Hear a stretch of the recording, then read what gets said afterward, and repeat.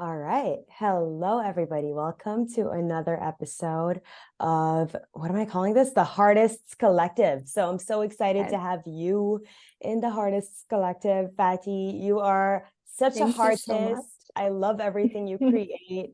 You've been sharing with me that you have Venus and Leo, which is so fitting, and I can't wait to see that unfold as we record this.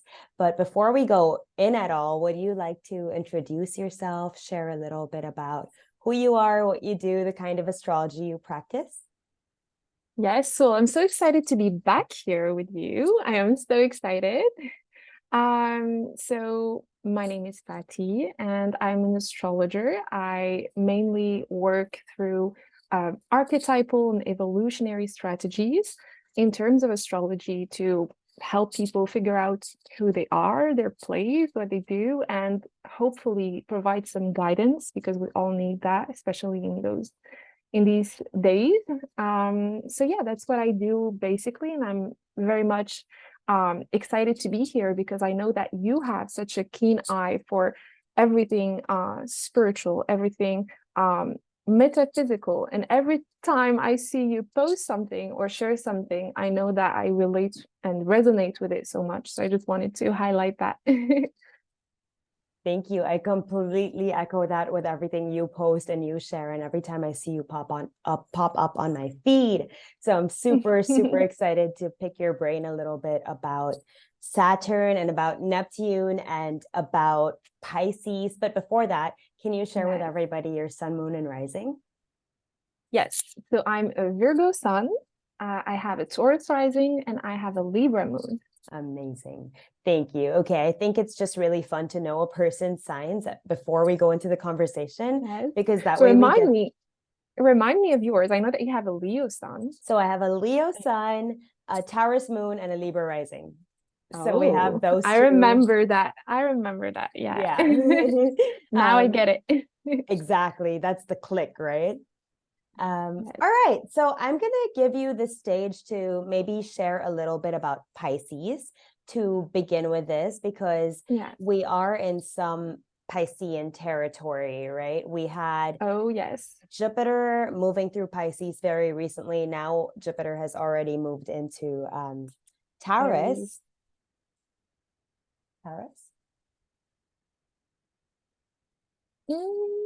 Let me check. Let's figure it out. I'm pretty sure Jupiter has moved into it's Taurus. Taurus. Yes. So then it's no worries at all. It's a lot of planets, and oftentimes it's like we're keeping track of so many children. So many things. Yes. Yes. So Jupiter is in Taurus right now. So we had that briefer while Jupiter was in Saturn, and I feel like a lot of people were coming online spiritually. And then Jupiter moved into Aries, and then I feel like that brought up a lot of rage, and a lot of people are like, surrender. What's surrender anyway? How do I surrender? What is going on? This is a world of illusion. And then Jupiter has moved into Taurus now, and I feel like it's kind of a reconnection with the earth, right? And with nature and with our human nature. Meanwhile, Saturn was moving through Capricorn and then through Aries, and now is finally in Pisces. And I think it's such an interesting mix to have Saturn, who is responsible for discipline and time, in Pisces, which is so energetic. Boundary blurring. Exactly. So why don't you share with us a little bit about your view of Pisces?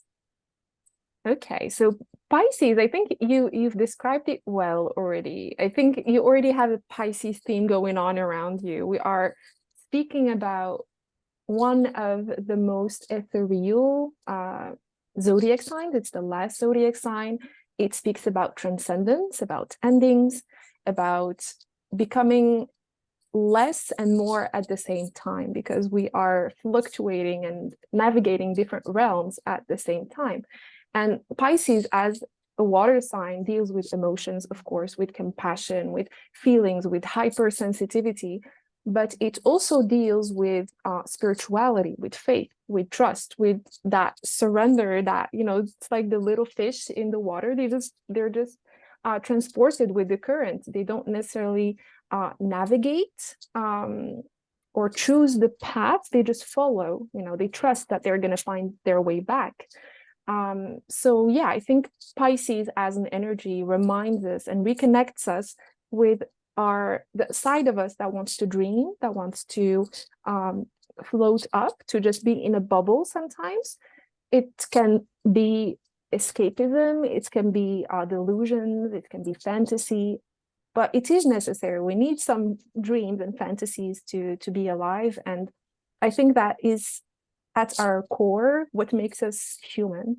So that would be my stance on Pisces. I love that. And I love how you were saying that as humans, we need to have dreams. And I have a quick question for you. So if someone's listening to this and they're like, I don't remember my dreams, I don't have dreams at night. What would you tell them to tap into your dreams, and how would you invite, like what kind of tools would you invite for daydreaming, for inducing daydreams? I love the question, by the way. I love it. I think there's a lot of people who don't either don't remember their dreams or think that they don't dream at all, which of course is not the actual case. And it can also be that some people, not just physically, but metaphorically, they don't have a lot of clarity on what they want to dream about. They don't daydream, as you said. And for me, the most important thing about Pisces is finding what makes us lose sight of reality. So for some people, that can be meditation, that can be spirituality, that can be a lot of healing practices.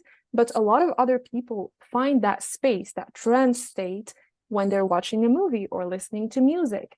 So I think maybe for those type of individuals, if they're listening to this podcast and they're feeling like they can't really remember their dreams or dream or daydream a lot, I think reconnecting with those things that make them feel like they're dreaming and doing more of them and setting their intentions to actually dream. I'm speaking about dreams that we do when we sleep as an example. I know that before you sleep, if you put your intention towards, okay, tonight I want to dream, I want to remember my dream. If you do it the first day, it's not going to work. But if you do it 1 week or 2 weeks, I can guarantee that something is going to happen. And if you wake up and keep a journal and be like, okay, what did I dream about? It is going to come at some point. It just needs that little intention, setting the intention straight. Yeah, and I really appreciate how you said if you do it 1 day, it's not going to work. If you do it 2 days, maybe it still won't work. And something interesting, like based on my own experience, I don't remember a lot of my dreams, but recently I have been remembering them when I wake up. However, I haven't been writing them down. And so now I'm not remembering my dreams again. So it's so funny because it's like the dream world is like, all right, we'll give you some, but what are you going to do with it? Are you just going to keep it? And if you're going to keep it inside you, how are you going to create anything out of it?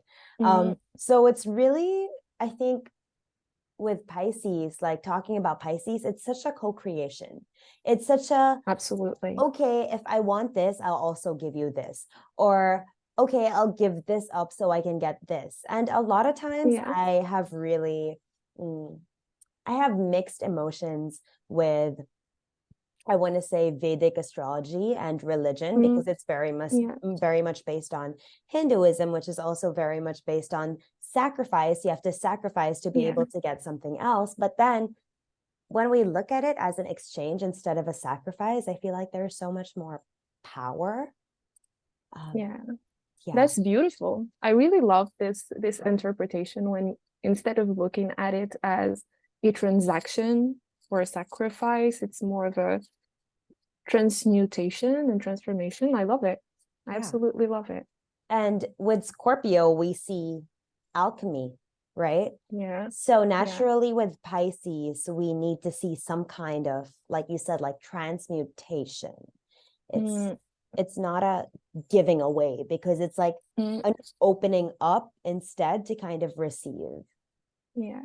For me, it's like Pisces in the stage of like the zodiac evolution. It's like you've already went through Scorpio, through all of the zodiac sign energies and archetypes. So I think basically for me, like Scorpio is like what's left. Like there's like I can just there's nothing left to transmute. Now I'm basically the creator. I can just manifest it or surrender. Like I don't need to do anything necessarily outside of the intention and uh, having our hearts in the right place, of course. But yeah, for me, it's like a total breakdown of what we know is possible in terms of changing or transforming energies. Mm. Yeah. Oh, and I want to talk about how Pisces is also just such pure love, like love that's, oh my God, love that's so big that can't even be Yeah, contained. And I'm just thinking about, so a little yeah. backstory, I'm thinking about how last night my husband and I were sitting on the couch, and we were listening to this playlist that like taps us right back to us 15 years ago. So That's so every sweet. single song was like such a big heart opener. And Yeah. then like it's rare that we look into each other's eyes for a long time because we're watching something together, we're cooking, we're doing something, but we were looking at each other and we both felt like such overwhelming love and like heart expansion. But So then, beautiful. thank you. Yeah, it was big.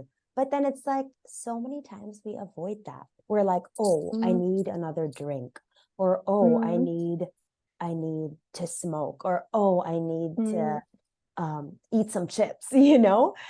yeah. Just like showing how Pisces is can be that like super big love, but it can also be the addiction or the need to kind of Yeah. shut that huge thing down because Mm, like you said, it's been through the whole chart. It's so big. yeah. How do you I, I compete?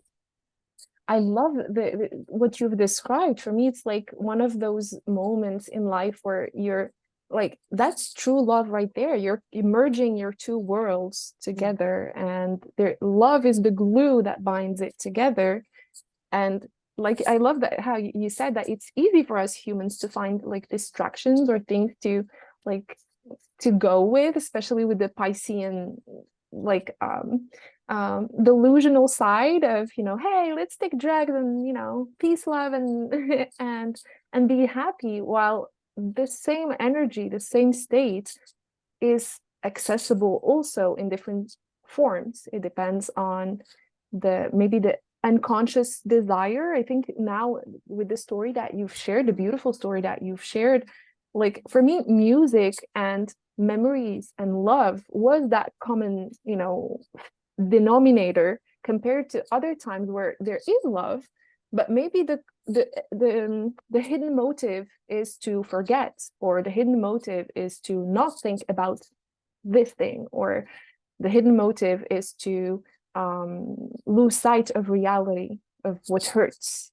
So yeah, I think there's a lot um, of discernment that needs to be kept. Like for me, discernment is the word I would use as a response to Pisces energies, because if we are not discerning, we can confuse love and codependency. We can confuse having a good time and being abused. We can confuse, I don't know, spirituality with being, having mental problems. Things of that nature, I think, are very, very Piscean in their nature. Yes.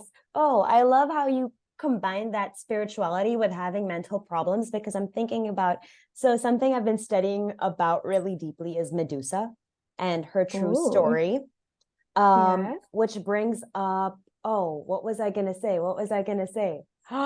You know, when you have such a big thought and then you just Yes. lose it. Yes.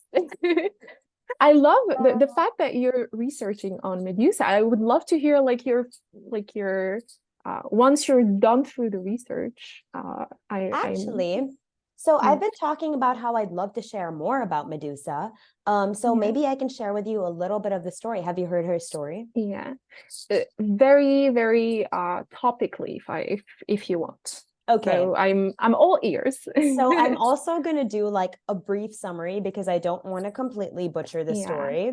yeah.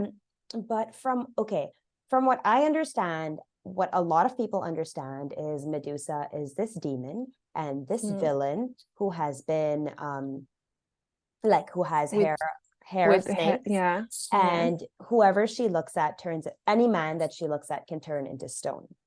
Yeah. How this actually happened was Medusa was in Athena's temple, and Poseidon, aka Neptune. So Medusa actually had really beautiful hair, really shiny hair. She was not always a monster. Neptune / Poseidon saw her, really liked her hair, and so he raped her in Athena's temple. And so Athena cursed Medusa with snakes for her hair for making her temple unholy, like not sacred, which like victim blaming. exactly that is the story. Now I study with a poetry teacher. Her name is Chelsea Diane. She is quite incredible, and so it's from her that I first heard Medusa's story and wanted to dive deeper. And there is so much to that story, but I just want to share how Athena was not born to a mother. Athena is not from a line of women. Athena was made out of Zeus's mind, out of Zeus's head. And so you see how Athena was made out of the mind of a man, and the story has been created in such that it's like you said, victim blaming. And like she cursed her because she made her temple unholy. And now Athena, anytime apparently Athena is Venus. It's the counterpart of it. Like it's Venus in Roman / Greek. Okay. And Athena's shield now has Medusa's face on it, because Medusa is actually a protector. She's actually a protectress. There is a long story of how her face got on her shield, and I don't want to say it because I don't want to butcher the names again, but it is worth going into and like learning this story and unraveling this story, because I feel like this is also Pisces. It's like, what kind of delusion do these myths hold, and how can we recreate the story before another cycle with Saturn going into Aries?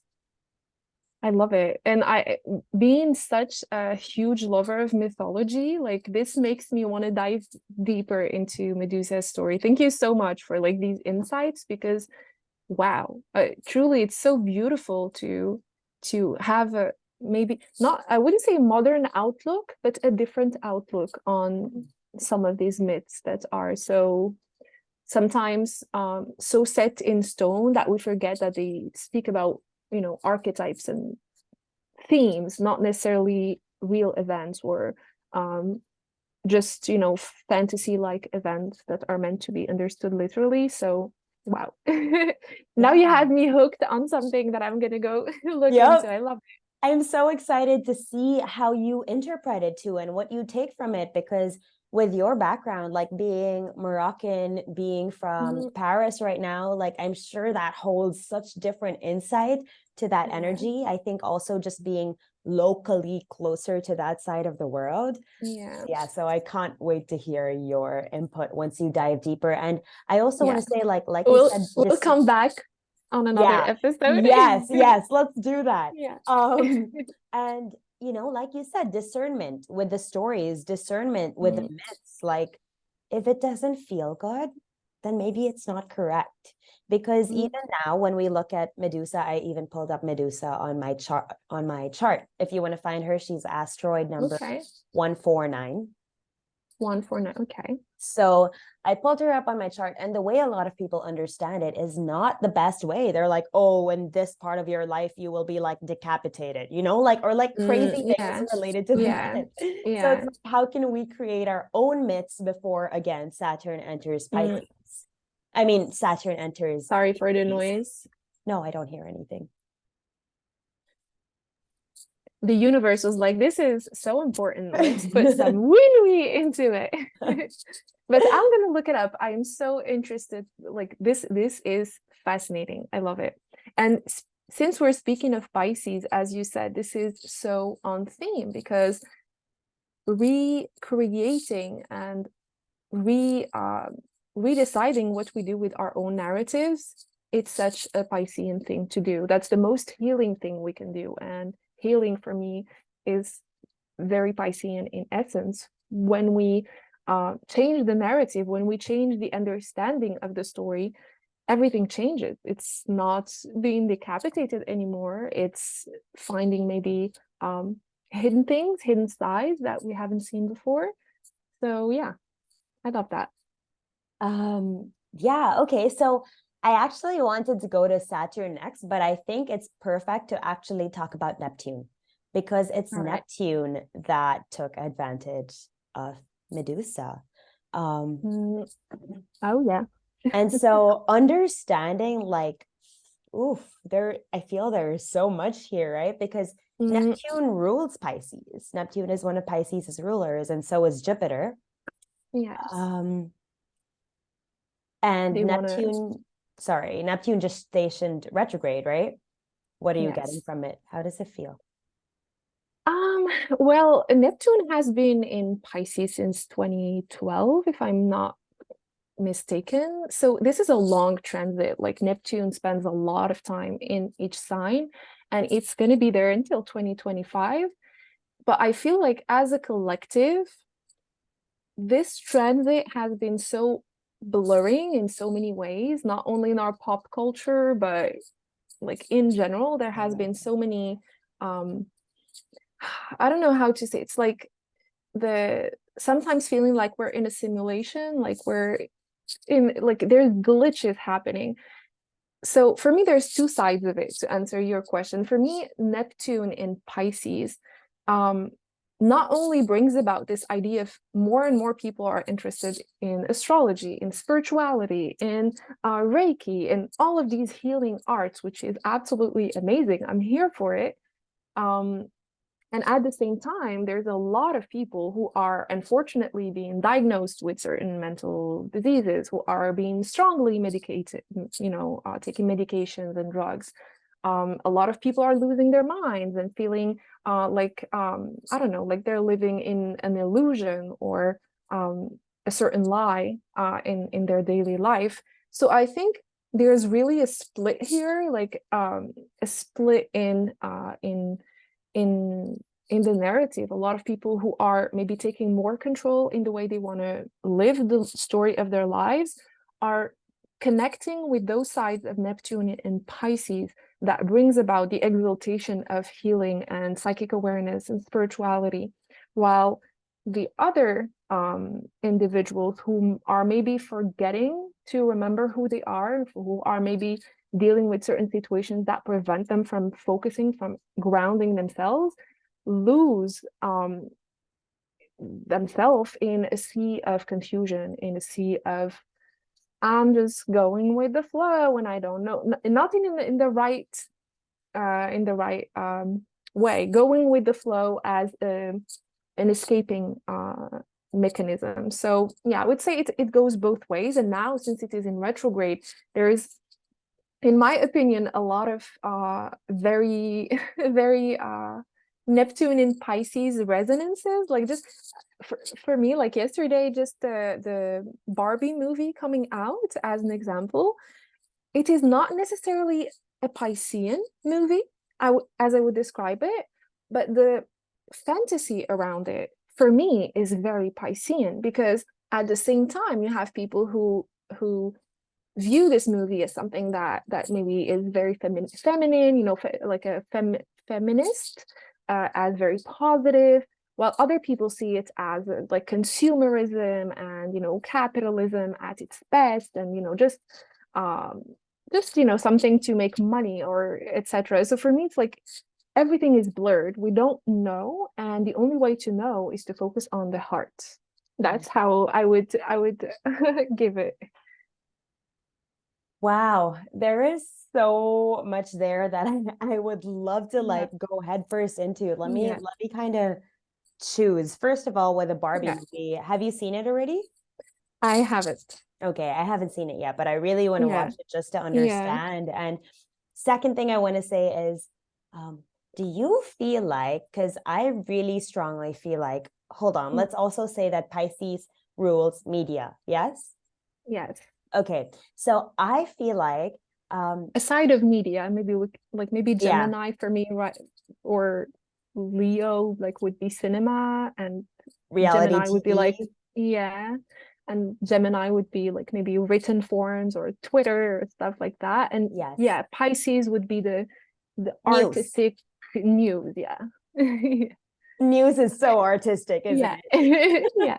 Stories. Um, Let's create fantasies. Let's go. yeah, yes, yes. Okay, so what I feel like is a lot of these how do I even call them? Movie creators, or like the people responsible for releasing movies at certain Yeah. dates, I feel like they use astrology because every time Yes. a movie is released, it's Yeah. so in line with what's going on, isn't it? Yeah. I agree 100%. And I don't remember who said it, but it says millionaires don't use astrology, billionaires do.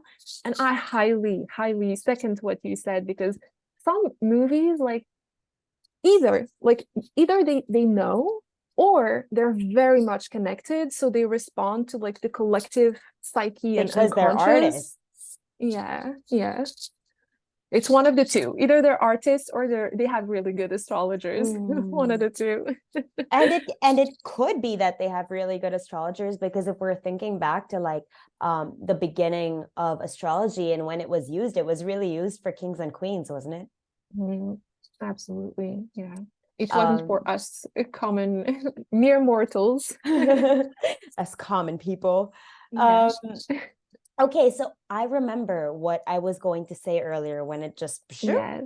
Yeah. Um, so you were talking about how the like it could either be spirituality or like mental illness. It could be taken as the two. And what that brought me back to was I was about to teach a class about Medusa. So the night before, I don't know, I just felt called to search about the Salem witch trials again. Like I've done this so Mm, many times, just to like reread the story.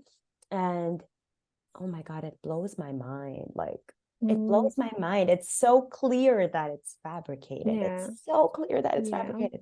But what's coming to my mind is how they had called a doctor to see what's up with these women who were screaming and doing stuff. And because the doctor couldn't find a medical thing to chalk it up to, he chalked it up to mental illness.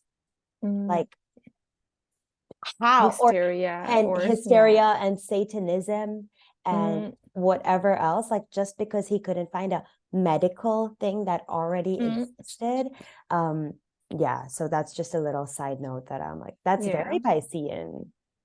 Very. And I love how you said at one point, like it's so obvious that it is fabricated, but that's the Piscean thing. But like when I think like as an example of the witch trials, I'm like, how could you be deceived so much when today for us it's so clear, it's like it's loud and clear that this was very oppressive, that this was not ethical, that this was not medical, that this was absolutely nothing there was absolutely nothing loving, caring, or kind about what was happening.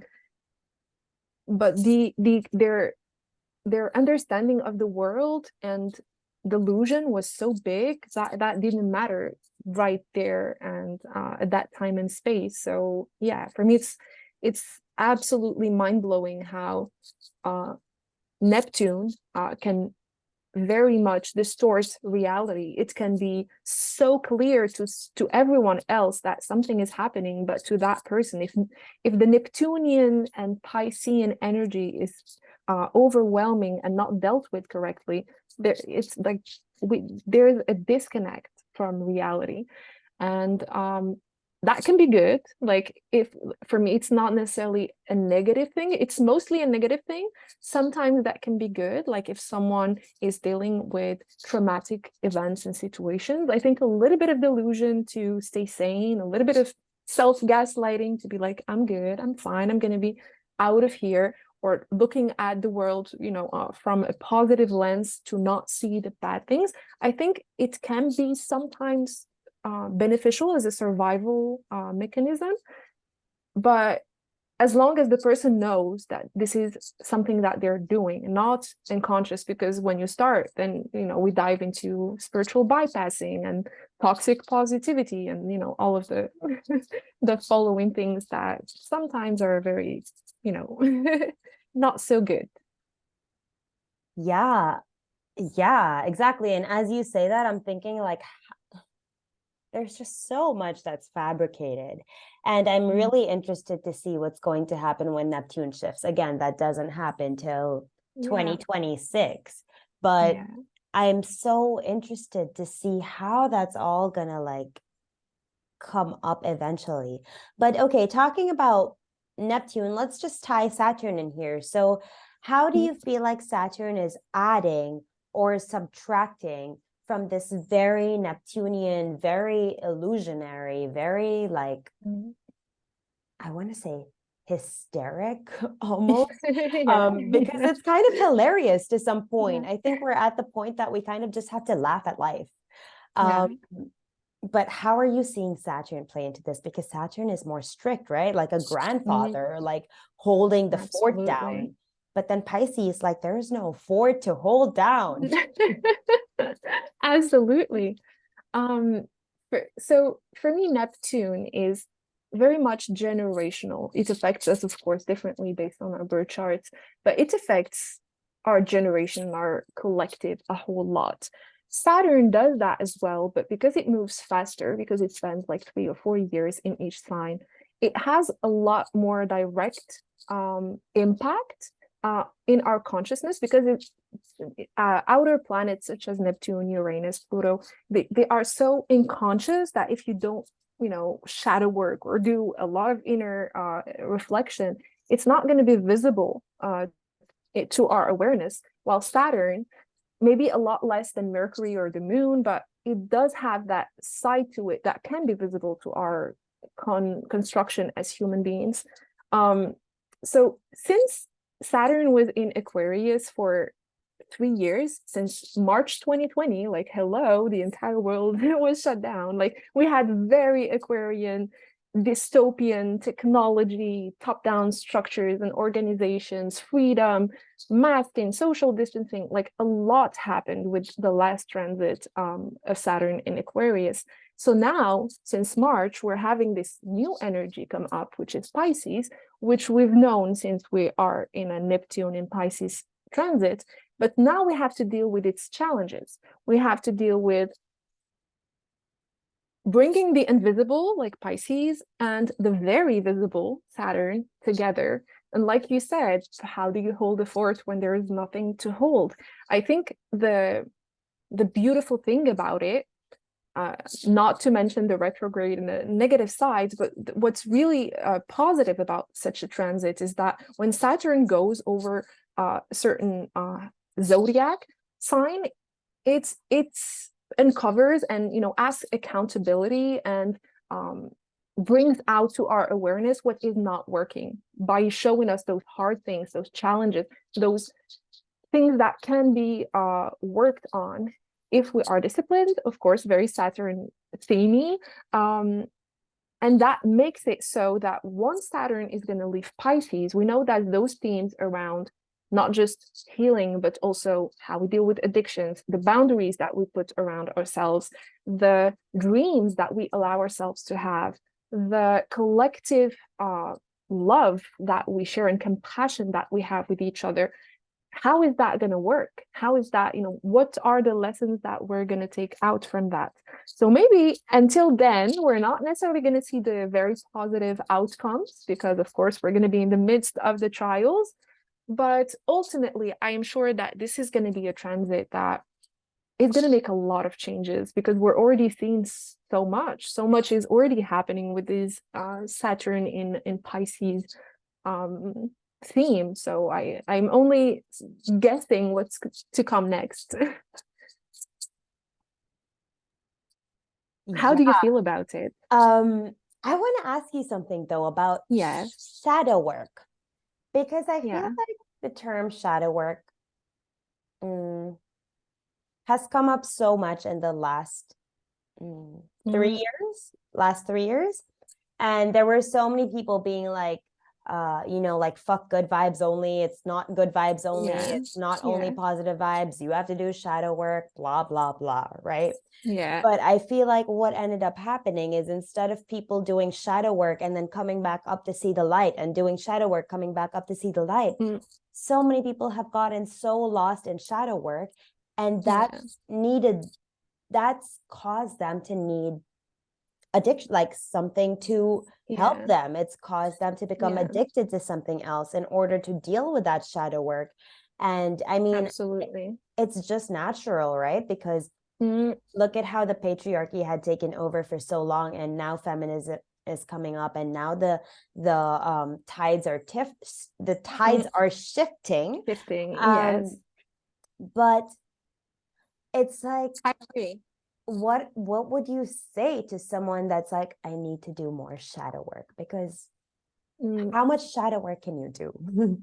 yeah, I agree. I think some words, although I use them, are have become buzzwords. You know, some people throw them out and about, you know, like, hey, let's shadow this, that, let's heal that, let's Trauma transmute that. is Yeah. thrown Yeah. around so much. Yes. I think the part where I strongly agree with you is that if there is no balance, I think that there is nothing that can actually come out of it. And the problem with people who are overly focused on healing, and I say this out of experience because of my Virgo nature, who's trying to, you know, my Virgo Mercury, my Virgo Sun, there's a tendency within me at times, especially in the past, to dice, like, what is wrong with me, let me figure it out, let me go deep and see what's, you know, trying to find that flaw and correct it. And I think for a lot of people, for different signs it manifests differently, but for a lot of people there can be this, like a hookup culture, but you're hooked to finding what's wrong with you and the next thing that's wrong with you, and then going, oh, it's my mother's fault, oh no, it's my father's fault, oh, when I was 8 it happened. I think the limit happens when we realize that it is good, like going to therapy as an example. For me, like now this transit, like Saturn in Pisces, for me is like the best time to go to therapy. But the reason why we go to therapy is not to then talk to our friends. And 16 years later, we're still going to therapy and we're like, oh, my therapist told me that it's because this happened to me. No, for me, that's so out of purpose. For me, going to therapy means you feel like you need to go dig a little deeper because you looked at the surface and didn't find an answer. So you're gonna look a little deeper. And once you feel like you've done some work in there, you come back and, like you said, integrate that into the light and fluctuate it and make the light more lightsome, if that's even a word, not the other way around. Like the goal is always to become happier, not sadder. Yes, we do need to feel the sad moments because otherwise I don't think we can grow.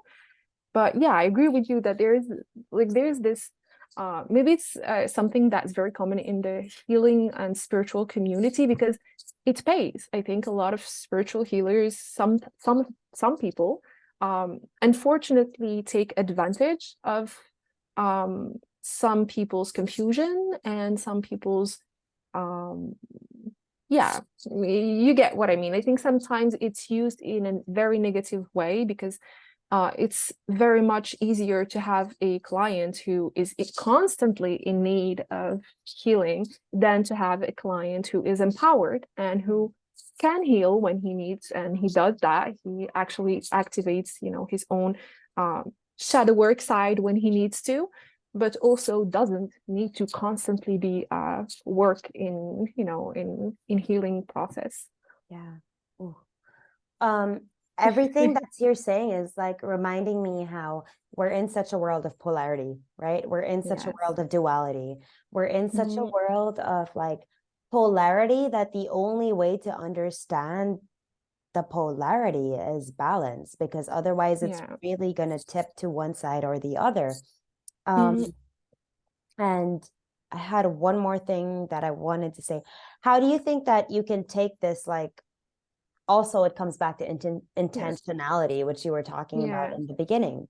And I also want to tie in Mars in Virgo, because Mars is in Virgo right now. And Yes. you were talking about how, this Virgo nature to keep going inward and find something wrong, Mm, keep finding something imperfect, and keep like not sharing our voice because it's mm, imperfect. How do you think we can use this Saturn in Pisces to um, integrate more of what's imperfect so that we can become a whole person, yeah. rather than feeling like we need to continuously like banish parts of ourselves? I love the question. I think, like you said, because Mars is now in Virgo with us for the whole month, for people who are watching, I think this summer is a great time to maybe naturally think about this, like not to consciously go and freak out about these topics, but I think some of us are naturally going to feel that push to maybe heal certain sides. But even for people who may listen to this episode way beyond summer, because Saturn and Pisces, these Piscean themes are going to be here for a long time. I think Saturn in Pisces invites us to truly, truly heal, be disciplined about healing, and not be blinded by what is maybe derailing us from healing. And that implies and not limited to taking drugs or taking alcohol or taking too much screen time, or maybe distracting ourselves with Bumble and other types of things, or just faking our personality, or there's so many things for me that are addictions. And I think what Saturn in Pisces is, one of the sides of Saturn in Pisces and how it's manifesting is asking of us to be accountable. Like, how loving are we with ourselves? Like, how much do you really love yourself? Not just like, how Piscean are you with the love that you share towards yourself and the others? And everything that you feel is connecting you with your spirituality, how committed are you to that? I'm kind of diverting here from the question, but it makes me think of, as an example, a side of Saturn in Pisces deals with spiritual discipline. As an example, one of the things that I don't do as often as I wish I would do is meditate. I love to meditate, but I will meditate today for an hour, and 1 week later I haven't meditated, and then I'm going to do it for like 15 minutes for 3 days, and then I'm going to stop. It's like super random. So I think for me, as an example, one of the things that I would love to use this Saturn in Pisces transit for is to maybe find ways in which I can be more disciplined about some of my spiritual practices. Not because I am strict or rigid, or not out of anything, just because I am committed to doing the things that I love. And this thing for me is at the core of Saturn in Pisces. Like, how committed are you to loving and to be loved and to give love to the world?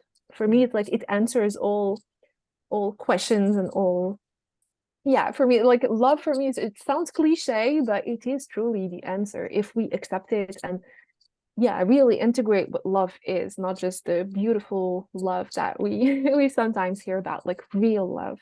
Yeah, and I think that's so fitting because I feel the exact same way. We're both Venus ruled.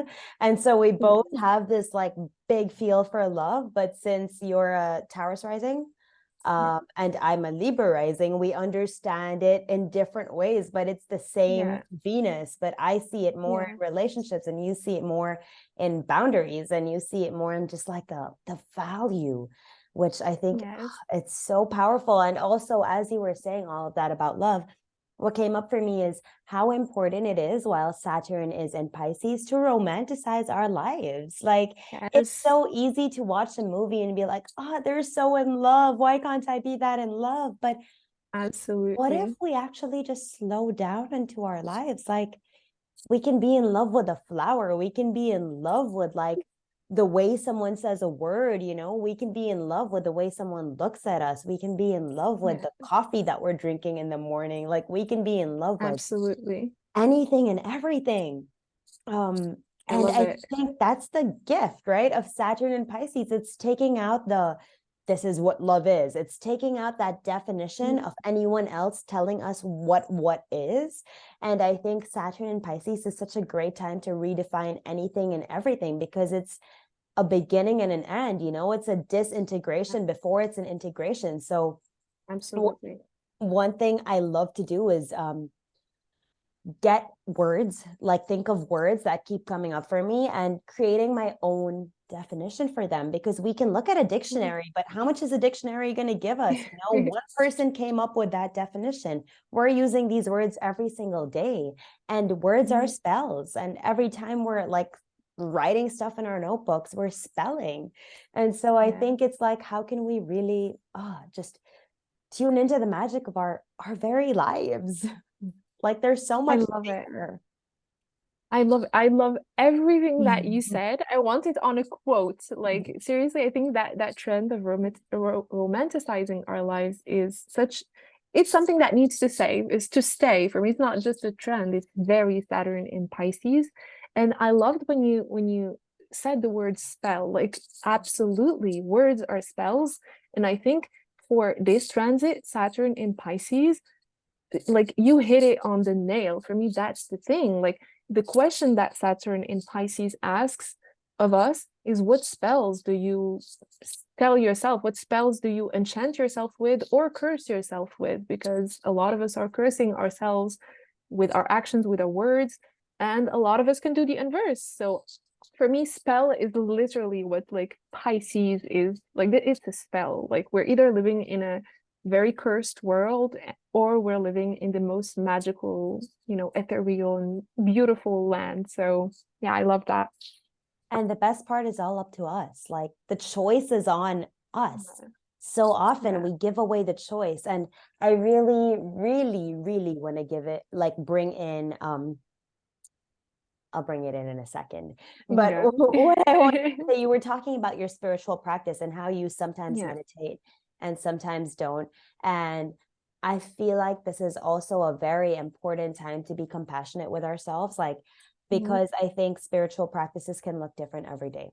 Like, yes, maybe you're not Absolutely. meditating for 1 hour today, but maybe today you're painting. Maybe today you're listening Mhm. to music, you know, maybe today you're going on a walk, which makes me like, Absolutely. because I have Pisces in my sixth house. So I Mhm. understand it as how can I make every day magical, right? And I also Yeah. understand it as how can we make our lives a spiritual practice? Like, how can the Mhm. unfoldment of our everydays be spiritual, a gift to our spirit? Because what is spiritual at the end of the day? It's living a soul Yeah. led life. At least that's what it is to me. And so I think Absolutely. we've been taught so much to go into our heads about what spirituality is and to like praise God as a religion. And Mhm. don't get me wrong, I don't think there is anything wrong with religion, but I feel Mhm. like the purpose of religion is to be a stepping stone to spirituality. But then again, it's so Absolutely. Piscean to get completely lost in the stories being told in the religion. But every religion has a story. So how can we maybe Mhm. read all of the religion stories and Yeah. then be like, wait a second, they're all saying the exact same Same thing. thing. Yeah. Like, why are They're we talking of the same fighting? thing. Yeah. Yeah. And so many, like so much war, so many fights, so much Mm. shit has gone down in the name of religion. And it's so Because their story tainted. is better than the other story. There you go. And I mean, when we sit with it, isn't that so crazy? Oh yeah. Like what? Something Yeah. that's supposed to get us to believe in something is instead Yeah. putting us under a different kind of spell. And I think Mm. it's just wild to think about, because if we give ourselves 5 minutes, you know, to sit with ourselves in one day, we would realize that the divine is within us. We don't need to go to a Mm. temple. We don't need to go to a church. We don't need to show anyone anything. All we need to do Mm. is like show our hearts, show our spirits some time to breathe, rather than be so go, go, go and material and everything. Absolutely. I wanted to I ask love you it. your thoughts about Yes. religion and spirituality. I highly resonate with everything that you said. That made me smile as well, but I highly resonate. For me, I didn't know at first this word, like when I was growing up, but I have always been a perennialist. I didn't know it was a thing. So when I figured it out, I was like, oh, so it does exist and it is normal to view the world like this. And basically, perennialism is a form of universalism in how I define it. It's looking at we have a garden, the water is unique. We have the same water, but flowers are going to blossom in different ways. This flower is going to be blue, this flower is going to be green, this is going to be a tree, this is not even going to be a flower, it's going to be a weird plant, but the source is unique. And like you said, all the stories and all the religions, and not just monotheistic religions, even the polytheistic religions and myths, and they're all speaking of this. If we dig down, if we strip the story out of all the flesh and get to the skeleton, it's basically the same. It's all telling us, know yourself, try to make actions and to become either more connected or more to achieve this connection, this one-on-one connection. It's always a journey. And ultimately, the goal is to be fulfilled and to find truth and to find your inner core. And for me, that's the goal. It's the hero's journey. It's like there is always point A and point B. And either we're speaking about gods fighting with each other, or Jesus dying on the cross for all humanity, or any other story for me speaks about this love, this truth, this spirituality that is asked of us. And when you think of it, all the prophets, all the saints, they all had unique journeys and unique spiritual moments in their lives where they awakened, per se. And the story is always the same. Someone was asleep and he awakened to a certain type of truth.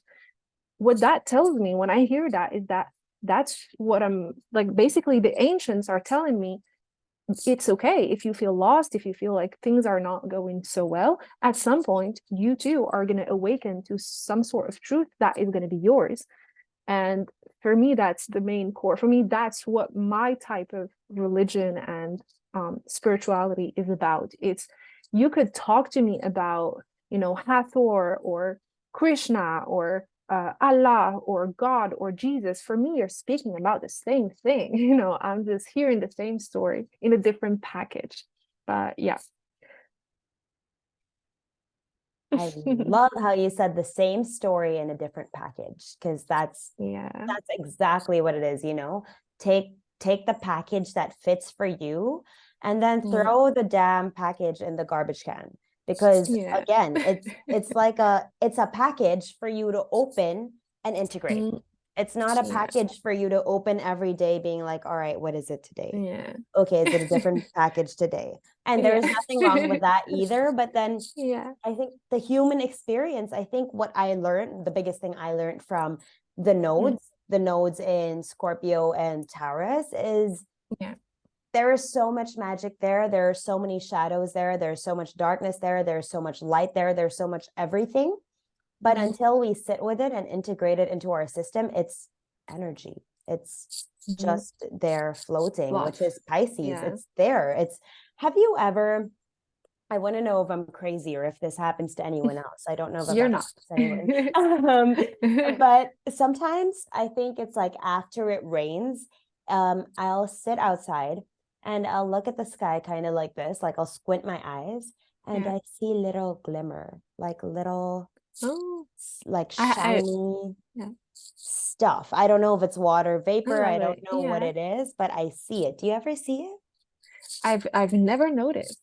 I have this.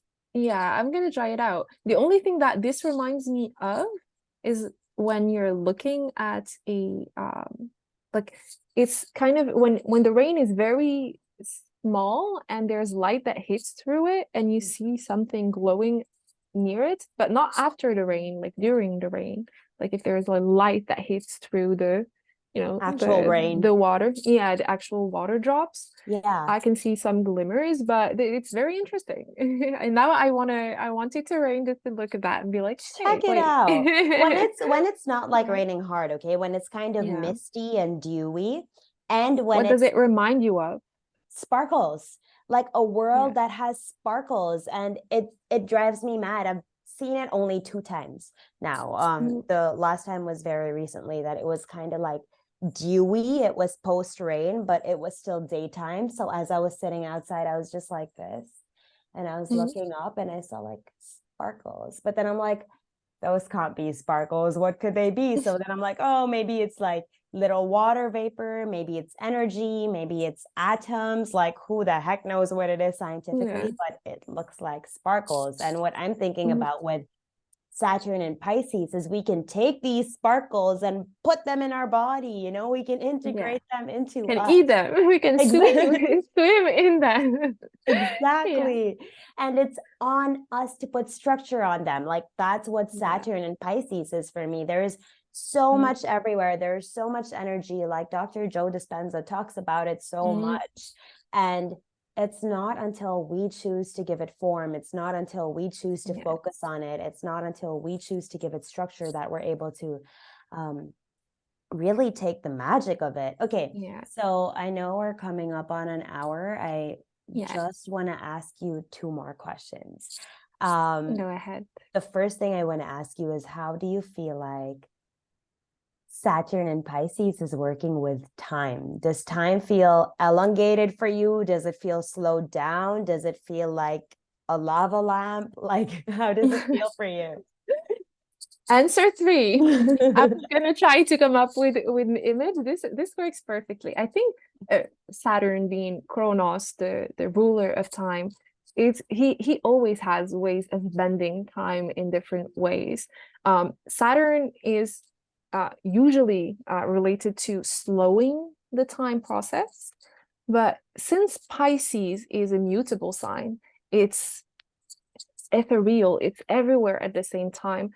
I think what Saturn in Pisces does in terms of timing is that it slows down the moments where we need to pay attention, where we need to focus, where we need to maybe pay attention to something.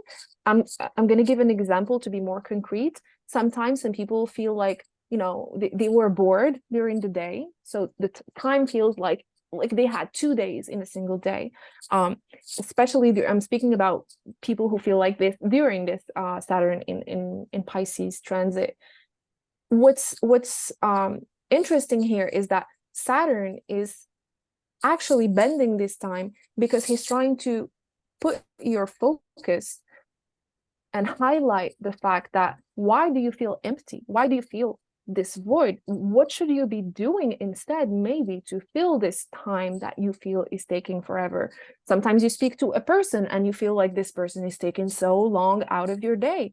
Maybe if, you know, Saturn in Pisces wants you to put better boundaries, to be like, okay, so if I feel this way, maybe I need to tell this person, okay, I'm sorry, I'm gonna go, I'm gonna move on. And the other thing that Saturn in Pisces also how it might manifest is the speed of time. You know, and for me personally, I feel like a lot has been spent. Like, I feel like time is like, we're almost the end of the summer. Like for me, it's crazy. It's moving so fast. And sometimes I think with especially since we're speaking about Pisces, I think it is good to slow down a little bit and integrate. Like, okay, maybe I've had a great day, maybe I've had a great week, maybe I've had a great event, or I need to slow down, maybe write it down, maybe, like you said earlier, romanticizing our life, making ourselves a cup of tea in a hectic day that is going by so fast, just to feel this shift of time. Because Pisces allows us, contrary to other, maybe if Saturn was in maybe in other signs, it would have been harder. Like Saturn in Capricorn, as an example, I don't think it's very much easy to, you know, bend time at our own will. But Saturn in Pisces allows us to do that, so why not take advantage? Yeah. And do you feel like after Saturn has stationed retrograde, time has slowed down, or do you feel like it's become faster? I would say, oh, that's a lovely question, like very, very on point. To be honest, I think we are living in different realms. Like not everyone, if in my this is my personal opinion, I don't feel like everyone is living in the same, like we could be in the same room, but we're not necessarily navigating the same world. So I think certain worlds have sped up and other worlds have slowed down completely. And um yeah, I would think for the like for the mainstream, like basic reality that we kind of all go back and forth from, like the 3D reality, I think it had slowed down the process, but sped up the manifestations, like Mm. the integration, the healing, the maybe the lessons or the outcomes take longer this summer until, wait until early autumn. It can feel like that's when, some responses are going to come from our reality, from our job, from our spouses, from this, from that. But the world is moving so fast. I don't know if that answers the question, but that's how I feel. It's the vibe of this retrograde. I love how you said that we're all existing in different dimensions and different realities, and we can all, there could be 5 people in a room, there could be 10 people in a room, there could be 2 people in a room, and they're all Yeah, living on different timelines. And I never yeah. looked at it that way, but that's such a great insight to have for Saturn Mhm. and Pisces. Like just having that awareness that, oh, we're in this conversation together, but maybe we're Yeah, not living in the same world. Like, how yeah, can I come to meet you in your world? And how can you come to meet me in my world? And I think that's also such a big reminder of like compromise, which is South Node in Libra right now. Like, how can we yeah. not necessarily sacrifice anything, but both Mm. like be compassionate and empathic and aware that like it's two coming together? That's one thing And I wanted to create a say. new world. Yeah. Yeah. And then the second thing I love that you said was um, when time is moving slow, and while Saturn is asking you, like, why do you feel empty? Like, time is Mm. moving slow because you feel empty. And that really hit home for me because as the last water sign, Pisces is meant to be abundant. It's meant to be full. It's meant to be a vessel with, yes, it's mutable, but it has so much Mm. life, Yeah. right? And it's like, how can we live that life where we feel we have so much life and we have so many things we want to do, not in a way that it's overwhelming, but in a way that, wow, we get to do Fulfilling. this. Yeah. Yes. And like, for example, like things like this, time flies. We've been talking for an hour. Yes. I barely feel it, but Yeah. it's like Yeah. when we're tapping into fun, when we're tapping into joy, when we're tapping into learning, Mm. time just like flies. Flies by. It Yeah. flies. Oh my gosh. Yeah. Okay. Last I just want to add, I'm yeah, sorry, this what no. you said reminded me of, when you step into like the the ocean, because we don't hear and we don't see, you feel like you could be in there for like 2 minutes, but if you hold your breath well enough, you don't know for how long. And in your mind, maybe you've been there for 4 seconds, but in your mind, you're like, oh my God, this has been like 5 minutes. And I think there's this thing that you said, time, the word flies by, like what we use, but for me, the real feeling is it's it engulfs us. Time engulfs us so much that we don't see it moving and we're like floating, and you're like, oh wow, it's been an hour already. And that's so lovely. I love it. Yeah, I love the thought of time engulfing us. Like that's so beautiful. And I also often have the feeling of time melting.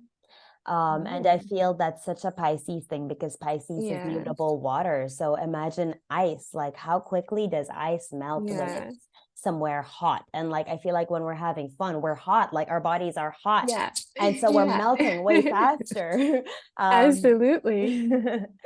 Okay, last thing that I want to go into. I know I'm taking a little more of your time than I said I would. It's perfect.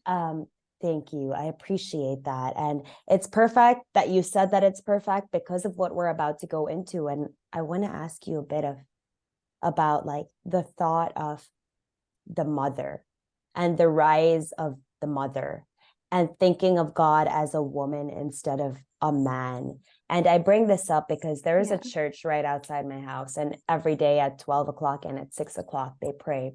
And it always starts within the name of the Father, Son, Holy Spirit.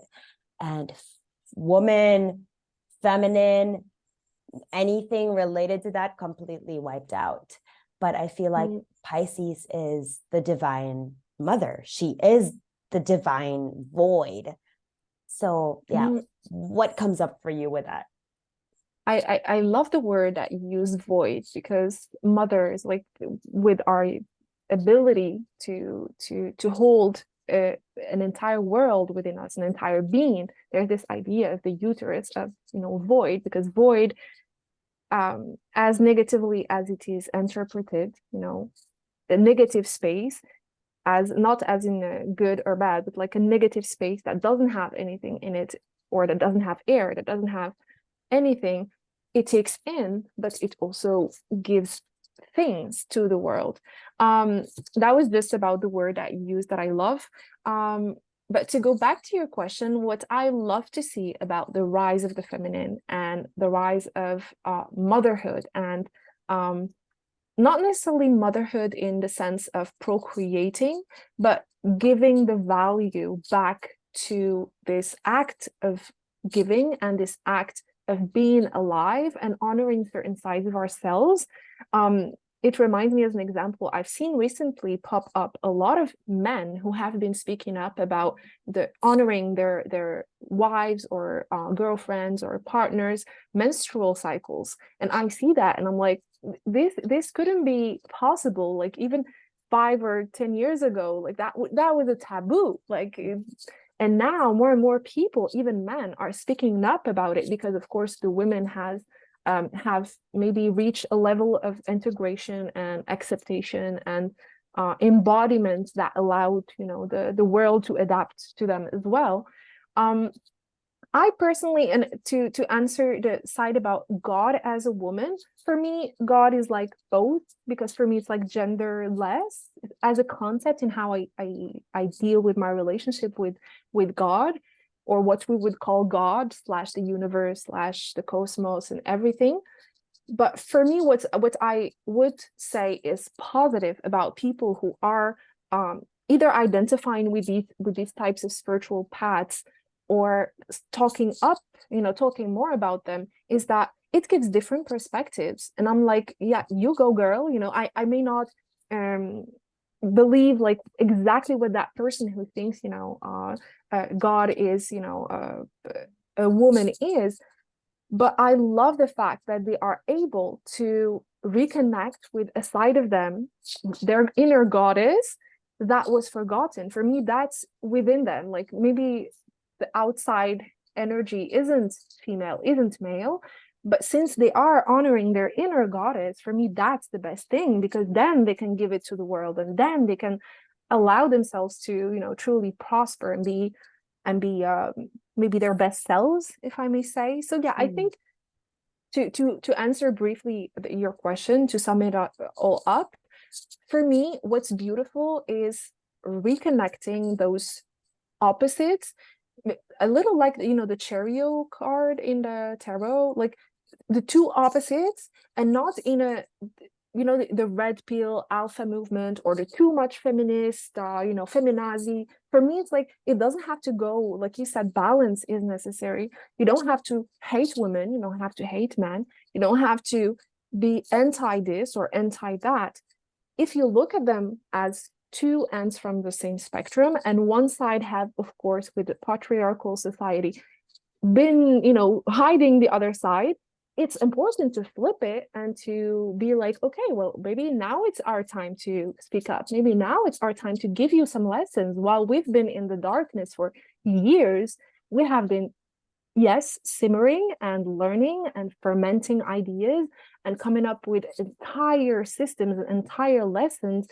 And since the world is not doing so great, maybe, maybe there's something that we can help with. So for me, that's what's really beautiful about this entire movement, if I may say.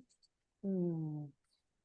I love how you brought up simmering, because something I've been feeling so much with the Yeah. nodes again is when the nodes were in feminine signs, I feel like there was so much marination and we were marinating so much. Yeah. But what's really interesting is our Taurus is coming out over here. But Yeah. what's really interesting is no matter how beautifully you marinate a piece of meat, if you cannot cook it at the right temperature and on both sides Ooh. and at the exact Yeah. like heat, it's not going to turn out Ooh. good. I'm thinking about, because Yeah. last night we made some I kind love it. of and Yeah. I This is marinated the very lamb. Taurus. I love it. I love Exactly.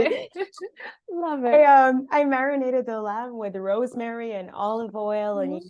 it just smelled so good. Yeah. And it really took paying attention while it was cooking and Mhm. doing like 4 minutes this side, 4 minutes the other Yeah. side. So when you were saying like one side was up and one side was down, Yeah. it made me feel like even when we're Mhm. cooking something, even as simple as a pancake, you Yeah. need to allow both sides to kind of get breathing room and get speaking room and get some air.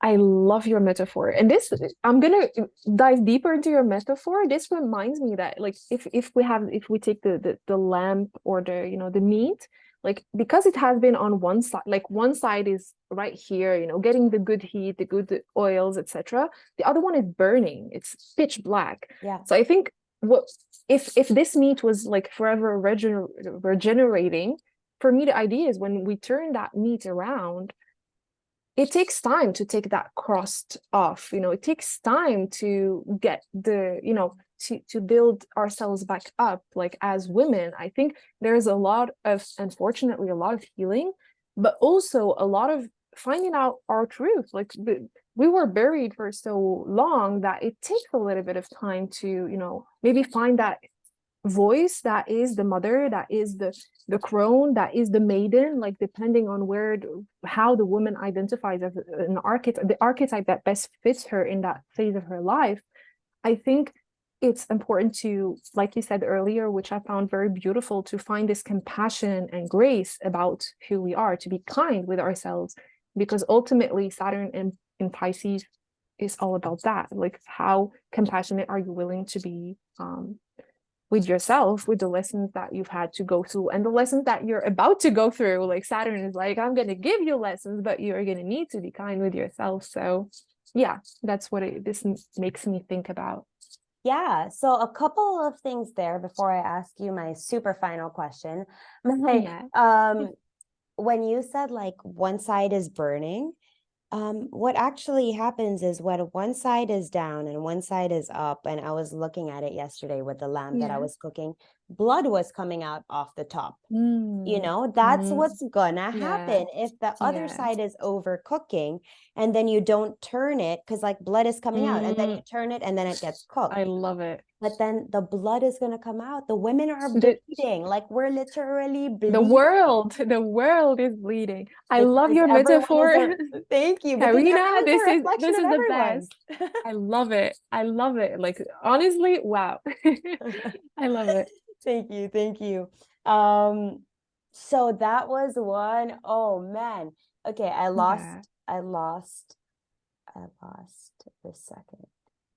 Um oh, Pisces entered the conversation. yes, Pisces did enter the conversation. So I was going to say, lastly, like Saturn is retrograde right now from Mm, 7 degrees to 0 degrees. So yeah. really, all we've gotten a taste of is 0 to 7 of Pisces, Saturn and Mm, Pisces.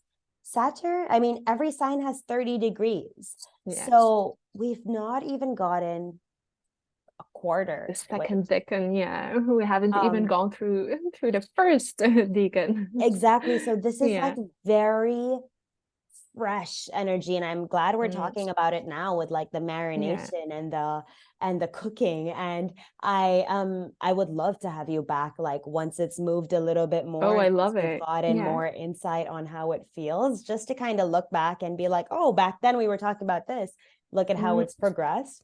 That would be I would amazing. love it.